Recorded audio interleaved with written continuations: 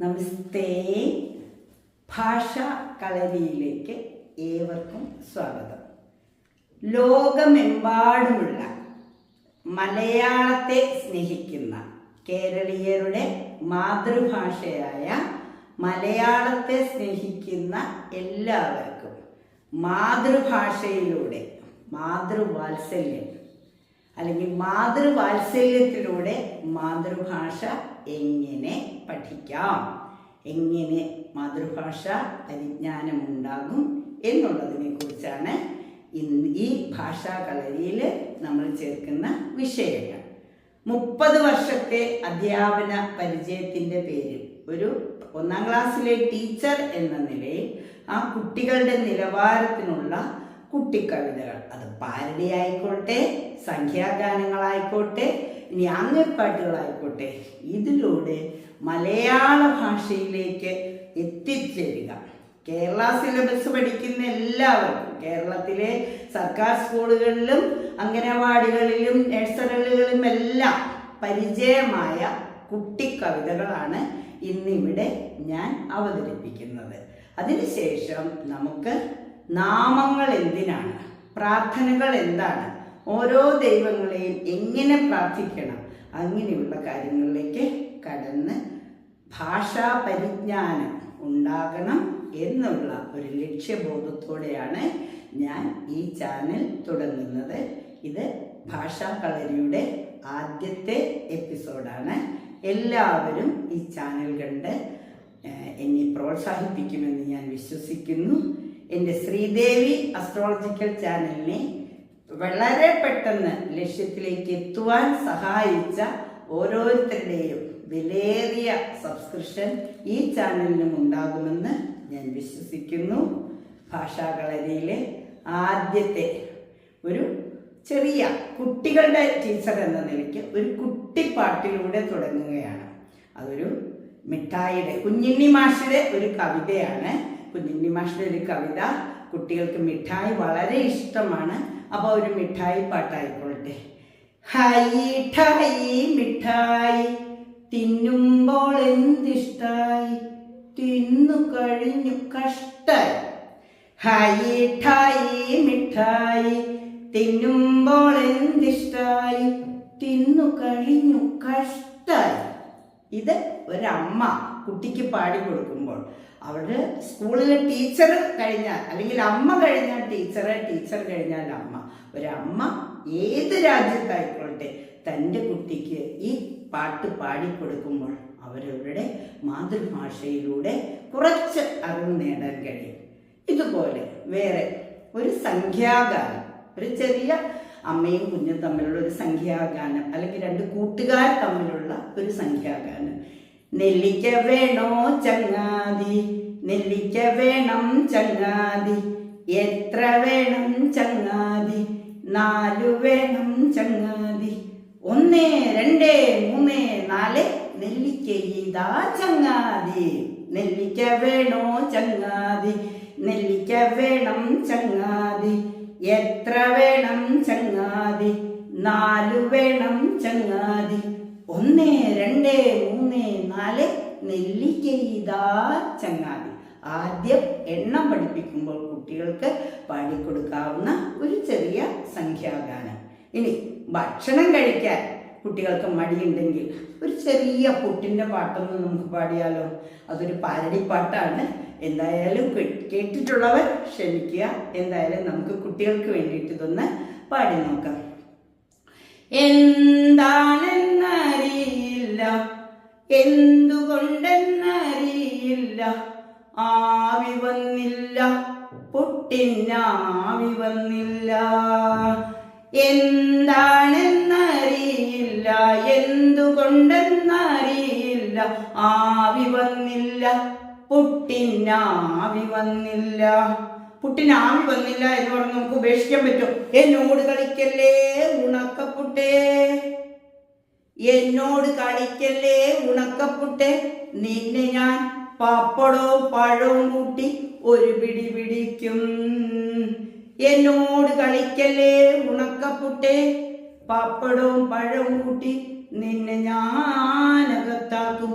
പോരെങ്കിലോ കടലയും കൂട്ടി ഒരു പിടി പിടിക്കും. എന്താണെന്നറിഞ്ഞില്ല, എന്തുകൊണ്ടെന്നറിഞ്ഞില്ല, ആവി വന്നില്ല, പുട്ടിനാവി വന്നില്ല. അപ്പൊ കാരണം കൂടി ഒന്ന് പറയണ്ടേ? വെള്ളം പോരാഞ്ഞോ അതോ തീ പോരാഞ്ഞോ? കാരണങ്ങൾ നമ്മൾ അന്വേഷിക്കാണ്. വെള്ളം പോരാഞ്ഞോ അതോ തീ പോരാഞ്ഞോ? ആവി വന്നില്ല, അയ്യോ ആവി വന്നില്ല, പുട്ടിനാവി വന്നില്ല. ആവി വരാത്ത പുട്ടിന് ഏത് പുട്ടായാലും ആവി വന്നില്ലെങ്കിലും അത് വെന്ത് കഴിഞ്ഞാൽ അതിന് നല്ല പപ്പടവും പഴവും ഒക്കെ അല്പത്തിൽ പഞ്ചസാരയൊക്കെ ഇട്ടിട്ട് നല്ലോണം കുഴച്ച് കഴിക്കും എന്ന് ഒരു പുട്ടിൻ്റെ പാട്ട്. ഇനിയും നമുക്ക് ധാരാളം കുട്ടിക്കവിതകളുണ്ട്. നമ്മുടെ കേരളീയരുടെ മാതൃഭാഷയാണല്ലോ മലയാളം.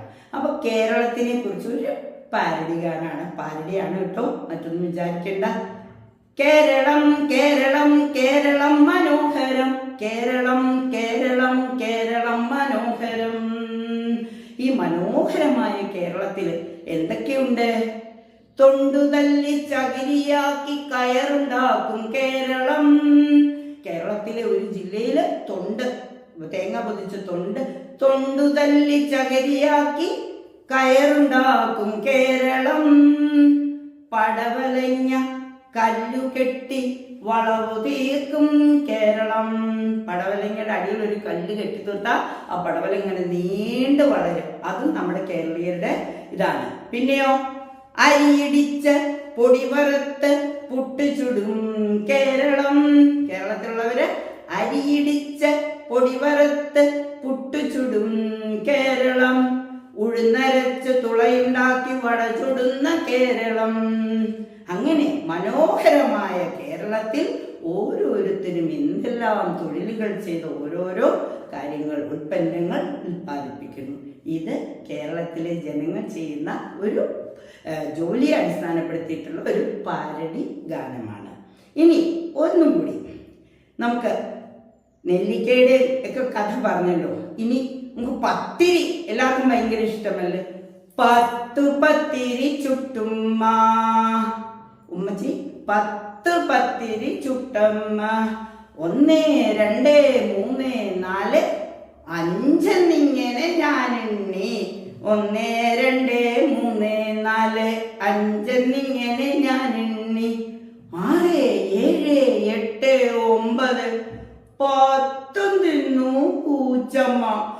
പത്തിരിയൊക്കെ ഉണ്ടാക്കി ഇങ്ങനെ അടുക്കി വെച്ചിട്ട് എല്ലാരും കഴിക്കാനായിട്ട് വിളിച്ചപ്പോഴേക്കും നോക്കുമ്പോ എന്താ 1 2 3 4 5 എന്നിങ്ങനെ ഞാൻ എണ്ണി. 6 7 8 9 10 തിന്നു പൂച്ചമ്മ. അയ്യോ കഷ്ടം. പൂച്ച എല്ലാത്തിന്റെ അവിടെ ഇവിടെ ഒക്കെ കടിച്ചു പറിച്ചു വെച്ചു. എല്ലാം മുഴുവനായി തിന്നാത്തോണ്ടാണ് എണ്ണാൻ പറ്റിയത്. അപ്പൊ എന്താ ഓരോത്തിന്റെ ഓരോ ഇടം ഇങ്ങനെ കടിച്ച് വച്ചിരിക്കുന്നു. പൂച്ച കടിച്ചതിന്റെ ബാക്കി നമുക്ക് കഴിക്കാൻ പറ്റുമോ? അപ്പൊ 10 എണ്ണം പോയി, പോട്ടെ, സാരമില്ല. അപ്പൊ നമുക്ക് കപ്പപ്പാട്ടായാലോ? ചുട്ടു ചുട്ടു തിന്നിടുവിൻ കപ്പ, ചുട്ടു ചുട്ടു തിന്നിടുവിൻ, ജീവകങ്ങളേറെയുണ്ട് കപ്പ, ചുട്ടു ചുട്ടു തിന്നിടുവിൻ. കപ്പ വളരെ ജീവകങ്ങളൊക്കെ ഉള്ള, എല്ലാം വിറ്റാമിൻ എയും ബിയും സിയും ഒക്കെ ഉള്ള നല്ല ഒരു ആഹാരമാണ് കപ്പ. അപ്പൊ ചുട്ട് ചുട്ട് തിന്നിടുവിൻ. കപ്പ ചുട്ട് തിന്നാം, പുഴുങ്ങി തിന്നാം, ഉപ്പേരിയാക്കാം. അപ്പൊ കപ്പയുടെ ഗുണങ്ങൾ പലതാണ്. കട്ടന കാപ്പി കൂട്ടി കപ്പ പുഴുക്കു തിന്ന 8 അടി പൊക്കമുള്ള വീരനാകാം. അപ്പൊ കട്ടൻ കാപ്പിയൊക്കെ കൂട്ടി നല്ല കപ്പപ്പുഴുക്ക് കഴിച്ചാലോ 8 അടി പൊക്കം. മനുഷ്യന് 6 അടിയേ ഉള്ളൂ പൊക്കം, പക്ഷെ ഈ കപ്പ ഇങ്ങനെ ദിവസം കഴിച്ചാൽ 8 അടി പൊക്കമുള്ള വീരനാകാം.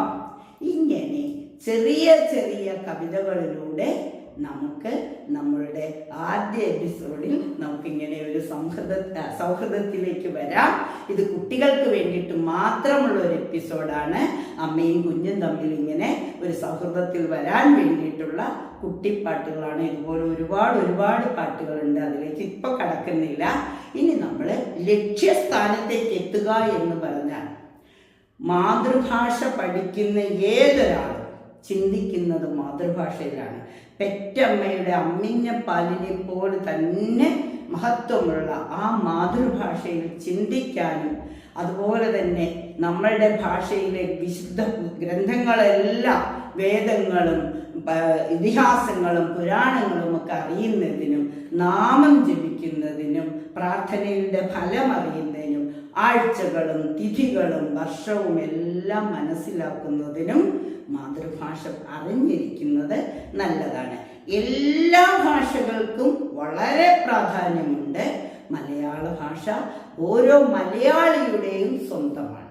അപ്പം മലയാളം അറിയുന്ന, മലയാളത്തെ സ്നേഹിക്കുന്ന എല്ലാവർക്കും ഈ ചാനൽ ഒരു സഹായമായി തീരും എന്നുള്ള വിശ്വാസത്തിൽ ആദ്യത്തെ എപ്പിസോഡ് ഇവിടെ അവസാനിപ്പിക്കുകയാണ്.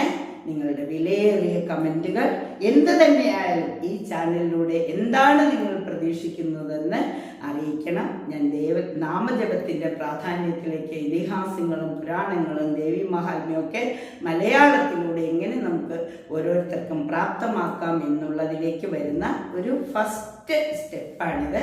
തീർച്ചയായിട്ടും എല്ലാവരും എൻ്റെ ചാനലിനെ പ്രോത്സാഹിപ്പിക്കും എന്നുള്ള വിശ്വാസത്തോടെ നിങ്ങളുടെ പ്രിയപ്പെട്ട മെലമ ടീച്ചർ. നന്ദി, നമസ്കാരം.